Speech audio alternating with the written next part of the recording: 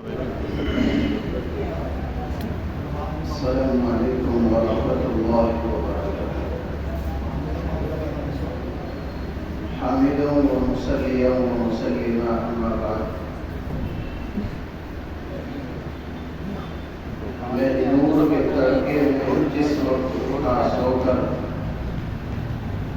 میں نور کے تڑکے میں جس وقت اٹھا سو کر اللہ کی رحمت کے دروازے کھولے پائے، آتی بھی نگاہ پہ ہم کوئی مانگنے والا ہو، ہاتھ اپنے عقیدت سے آگے میرے پھیلائے۔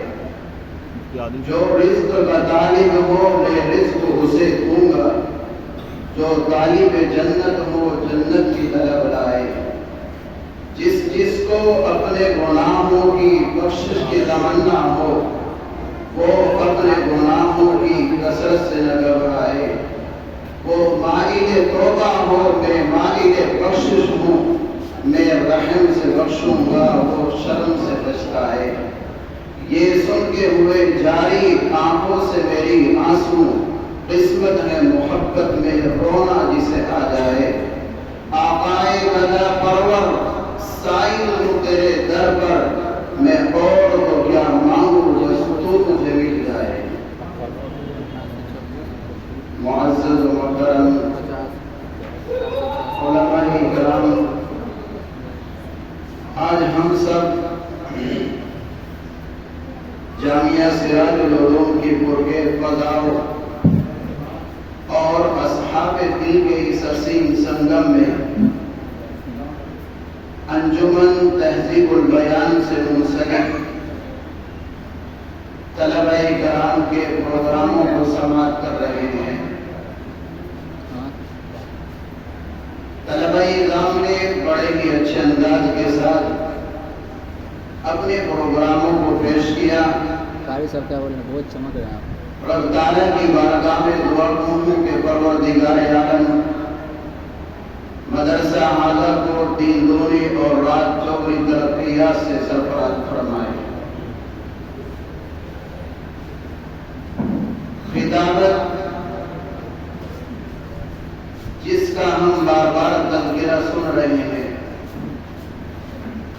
یہ اللہ تبارک و تعالیٰ کی وہ نعمت عظمیٰ ہے جس کو رب تعالیٰ نے انسان کی تخلیق، انسان کے پیدا ہونے کے بعد اس کے فوراً اللہ تبارک و تعالیٰ نے اس نعمت کا ذکر کیا ہے۔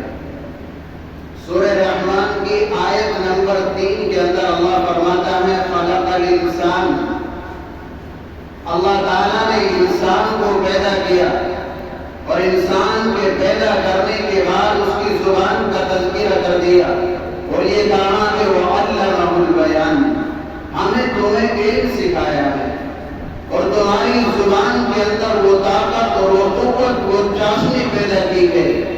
یہ زبان کی جو نعمت اللہ تبارک و تعالیٰ نے انسان کو عطا کی ہے، اس نعمت کے آنے کے بعد جب انسان اس نعمت کے اندر آتا ہے اور گوتا لگاتا ہے تو اسے معلوم ہوتا ہے کہ یہ نعمت کیا ہے۔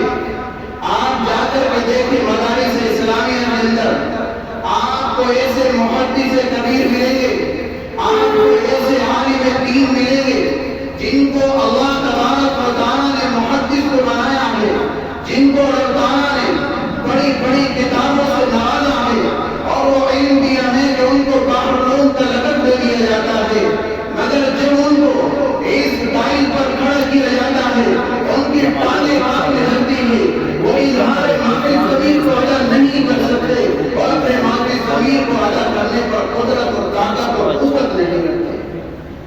تو ہمیں اللہ تبارک و تعالیٰ کی اس نعمت پر اللہ کا شکر ادا کرنا چاہیے۔ اگر کسی کے پاس یہ نعمت نہیں تو وہ رب تعالیٰ کی بارگاہ میں دعا کرے اور بار بار اللہ کے سامنے روئے اور گڑ گڑائے۔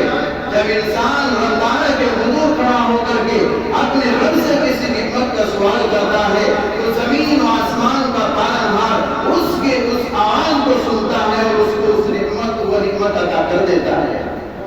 لیکن میرے بھائیو، قرآن کریم